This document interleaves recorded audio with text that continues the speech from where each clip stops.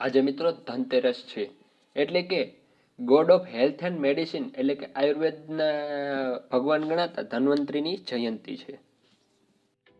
તો ચાલો મિત્રો આયુર્વેદ અને ધન્વંતરી વિશે થોડું ઘણી માહિતી મેળવીએ. ધન્વંતરી એ હિન્દુ ધર્મમાં વિષ્ણુના અવતાર એટલે કે ભગવાન માનવામાં આવે છે. તેઓ આયુર્વેદના પ્રણેતા છે. હિન્દુ ધર્મ અનુસાર તે ભગવાન વિષ્ણુનો અવતાર ગણાય છે. इनका पृथ्वीलोक में अवतरण समुद्र मंथन के समय हुआ था, એટલે કે આનો અવતાર સમુદ્ર મંથન સમયે થયો હતો. शरद पूर्णिमा को चंद्रमा, कार्तिक द्वादशी को कामधेनु गाय, त्रयोदशी को धन्वंतरी, चतुर्दशी को काली माता और अमावस्या को भगवती महालक्ष्मी जी का सागर से प्रादुर्भाव हुआ था. એટલે કે શરદ પૂર્ણિમાએ ચંદ્રમા, કાર્તિક દ્વાદશી એટલે કાર્તક મહિનાની 12 કામધેનુ ગાય, ત્રયોદશી એટલે કે 13 ધન્વંતરી અને ચતુર્દશી એટલે કે 14 કાલી માતા અને અમાવાસ્ય એટલે કે અમાસે ભગવતી મહાલક્ષ્મીજી સાગર છે એટલે કે દરિયામાંથી ઉદ્ભવ્યા હતા એટલે કે નીકળ્યા હતા. इसलिए दीपावली के 2 दिन पूर्व धनतेरस को भगवान धन्वंतरी का जन्म धनतेरस के रूप में मनाया जाता है. એટલે કે દિવાળીના 2 દિવસ અગાઉ ધનતેરસે ભગવાન ધન્વંતરીનો જન્મદિવસ એટલે કે ધનતેરસના રૂપમાં મનાવાય છે. इसी दिन उन्होंने आयुर्वेद का भी प्रादुर्भाव किया था. એટલે કે એને આ જ દિવસે એટલે કે ધનતેરસના દિવસે જ તેને આયુર્વેદનો શુભારંભ કર્યો હતો. इन्हें भगवान विष्णु का रूप कहते हैं जिनकी 4 भुजाएं हैं. આને ભગવાન વિષ્ણુનો અવતાર ગણવામાં આવે છે જેના 4 हाथों છે. ऊपर की दोनों भुजाओं में शंख और चक्र धारण किए हुए છે. ऊपरना 2 हाथમાં शंख અને ચક્ર ધારણ કરેલ છે, जबकि 2 अन्य भुजाओं में से एक में झलुका और औषध तथा दूसरे में अमृत कलश लिए हुए हैं. બીજી 2 ભુજામાં झलुका એટલે કે જલ અને ઔષધ તથા दूसरे में अमृत એટલે કે બીજામાં અમૃત કળશ લીધેલ છે. इनका प्रिय धातु पीतल माना जाता है એટલે કે એનો પ્રિય ધાતુ પિત્તળ છે. इसीलिए धनतेरस को पीतल आदि के बर्तन खरीदने की परंपरा है. એટલે ધનતેરસના દિવસે પિત્તળ જેવા વાસણો ખરીદવાની પરંપરા આજે પણ જોવા મળે છે. उन्होंने ही अमृत में औषधियों की खोज की थी. એને જ અમૃતમય ઔષધિઓની खोज કરી હતી એટલે કે શોધી હતી. इनके वंश में दिवोदास हुए जिन्होंने शल्य चिकित्सा का विश्व का पहला विद्यालय काशी में स्थापित किया, जिसके प्रधानाचार्य श्रुश्रुत बनाए गए थे. એના જ વંશમાં દિવોદાસ થયા જેને શલ્ય ચિકિત્સાનો વિશ્વનો પહેલું વિદ્યાલય કાશીમાં સ્થાપિત કર્યું હતું, જેના પ્રધાન આચાર્ય શ્રુશ્રુતને બનાવ્યા હતા. श्रुश्रुत शिवदास के ही शिष्य और ऋषि विश्वामित्र के पुत्र थे. महर्षि श्रुश्रुत दिवोदासना शिष्य અને ઋષિ વિશ્વામિત્રના પુત્ર હતા. उन्होंने ही श्रुश्रुत संहिता लिखी थी એટલે કે એને જ મહાન ગ્રંથ શ્રુશ્રુત સંહિતા લખ્યો હતો. મહર્ષિ શ્રુશ્રુત એ પ્રાચીન ભારતના પ્રસિદ્ધ જ્યોતિષવિદ અને ગણિતજ્ઞ હતા. ભારતીય ઉપખંડના આરોગ્યશાસ્ત્ર આયુર્વેદની એક સંહિતાની એમણે રચના કરી હતી, જેને શ્રુશ્રુત સંહિતા તરીકે ઓળખવામાં આવે છે.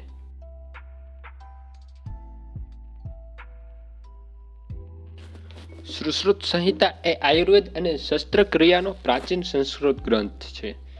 શ્રુશ્રુત સંહિતા આયુર્વેદના 3 મૂળભૂત ગ્રંથોમાંથી એક છે. 8મી સદીમાં આ લખાણનો અરબી ભાષામાં બુક એ સુશ્રુત નામથી થયો હતો. શ્રુશ્રુત સંહિતા એ બૃહત્રયી એટલે કે ચરક સંહિતા પ્લસ શ્રુશ્રુત સંહિતા પ્લસ અષ્ટાંગ હૃદયનો એક મહત્વપૂર્ણ ગ્રંથ છે. આ સંહિતાને આયુર્વેદ સાહિત્યમાં શસ્ત્રક્રિયાનું વિશાળ સાહિત્ય ગણવામાં આવે છે. ધન્વંતરી દ્વારા ઉપવિષ્ટ એના શિષ્ય શ્રુશ્રુત દ્વારા પ્રસિદ્ધ આયુર્વેદ જગતનો ગ્રંથ श्रुश्रुत संहिता ग्रंथ प्रख्यात थयो. कालक्रम में 5वीं शताब्दी में नागार्जुन द्वारा इस संहिता में उत्तर तंत्र जोड़ने के साथ साथ संपूर्ण संहिता का प्रतिसंस्कार भी किया.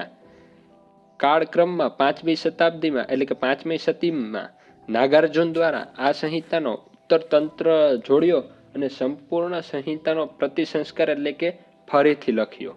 इसके बाद 10वीं शताब्दी में तिसठ पुत्र चंद्रट ने झज्जट की व्याख्या के आधार पर इसकी पाठ शुद्धि की।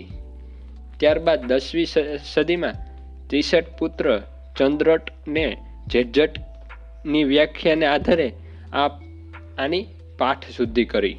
उनका यह योगदान भी प्रतिसंस्कार जैसा ही था। એનો આ યોગદાન ફરીથી લખવા જેવો જ હતું। इसके रचयिता सुश्रुत है जो 6ठी शताब्दी ईसा पूर्व काशी में जन्मे थे। आना रचयिता महर्षि सुश्रुत छे जे 6ठी सदी ईस्वीसन पूर्वे काशी में जन्म्या हता। मित्रों, महर्षि सुश्रुत थई गया एनी पहेला आयुर्वेद जगतना महर्षि चरक पण थई गया। तेना विषे थोड़ी माहिती मेळवीए तो चरक संहिता आयुर्वेद का एक प्रसिद्ध ग्रंथ है। चरक संहिता आयुर्वेद नो एक प्रसिद्ध ग्रंथ है। यह संस्कृत भाषा में है। आ संस्कृत भाषा में है। इसके उपदेशक अत्रिपुत्र पुनर्वसु ग्रंथ करता अग्निवेश और प्रतिसंस्कारक चरक है। आना उपदेशक अत्रिपुत्र पुनर्वसु ग्रंथનું નિર્માણ કરતા અગ્નિવેશ અને પ્રતિસંસ્કાર એટલે કે પુનર્લેખન કાર્ય महर्षि चरके करेलू। चरक संहिता और सुश्रुत संहिता आयुर्वेद के 2 प्राचीनतम आधारभूत ग्रंथ है। चरक संहिता और सुश्रुत संहिता आयुर्वेदना 2 मुख्य प्राचीनतम आधारभूत ग्रंथ है।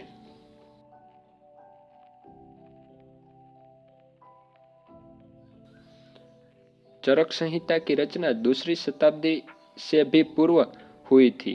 यह 8 भागों में विभक्त है जिन्हें स्थान नाम दिया गया है, जैसे निदान स्थान। प्रत्येक स्थान में कई अध्याय है जिनकी कुल संख्या 120 है। चरक संहिता 2જી સદી ઈસવીસન પૂર્વે થઈ હતી, જેના 8 ભાગો વિભક્ત છે, જેને સ્થાન નામ આપવામાં આવ્યું છે। જેમ કે નિદાન સ્થાન, પ્રત્યેક સ્થાનમાં કેટલાય અધ્યાય છે, જેની કુલ સંખ્યા 120 છે।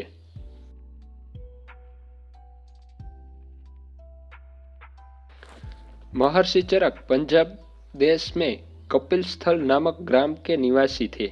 महर्षि चरक पंजाब नामना देशना कपिल स्थलना नामक गामना निवासी हता।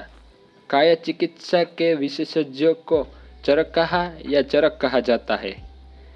काया चिकित्साना विशेषज्ञों ने चरकाहा अथवा तो चरक कहवाय छे। आचार्य चरक को वैशंपायन मुनि का शिष्य माना गया है। आचार्य चरक ने वैशंपायन मुनिना शिष्य मानवामां आवे छे। चरक का काल 1ली सदी मानी गई है। चरकनो समयगाळो 1ली सदी मानवामां आवे छे। चरक संहिता आयुर्वेदनो सौथी जूनो ग्रंथ छे अने तेनुं अनुसरण सुश्रुत संहितामां थाय छे। बंने थोड़ा विषयों सिवाय समान विषयों पर चर्चा करी छे।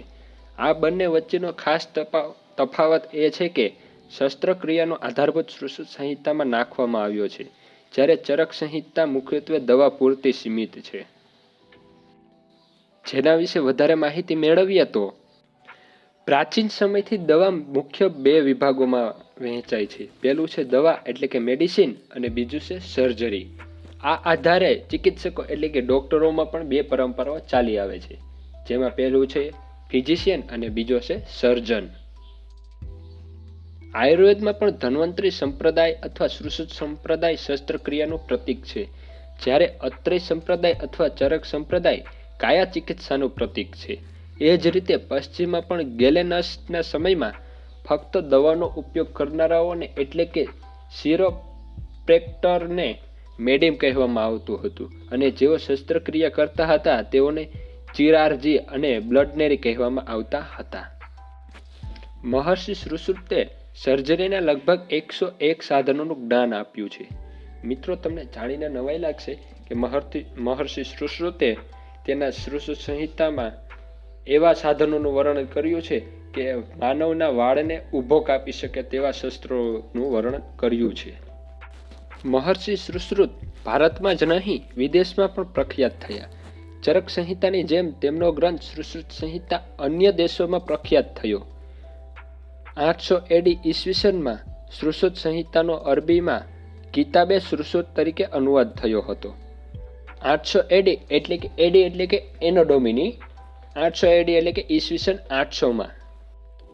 એડીનો મિનિંગ એવો થાય છે કે એનો ડોમિની એટલે કે ઈસુ ખ્રિસ્તના જન્મ સમય બાદનો સમયગાળો.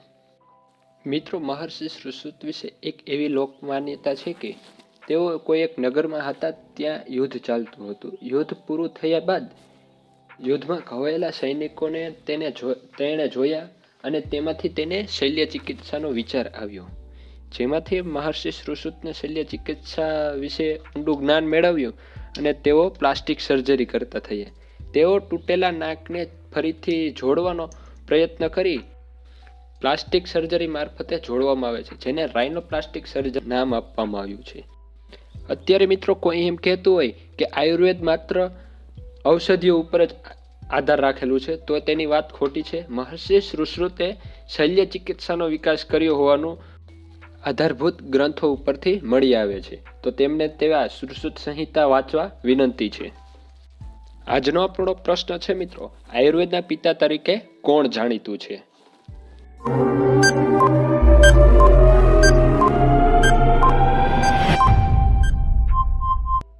તો મિત્રો તેનો જવાબ છે આયુર્વેદના પિતા તરીકે મહર્ષિ ચરક જાણીતા છે. ત્યારબાદનો આપણો પ્રશ્ન છે કે શલ્ય ચિકિત્સાના પિતા તરીકે કોણ જાણીતું છે?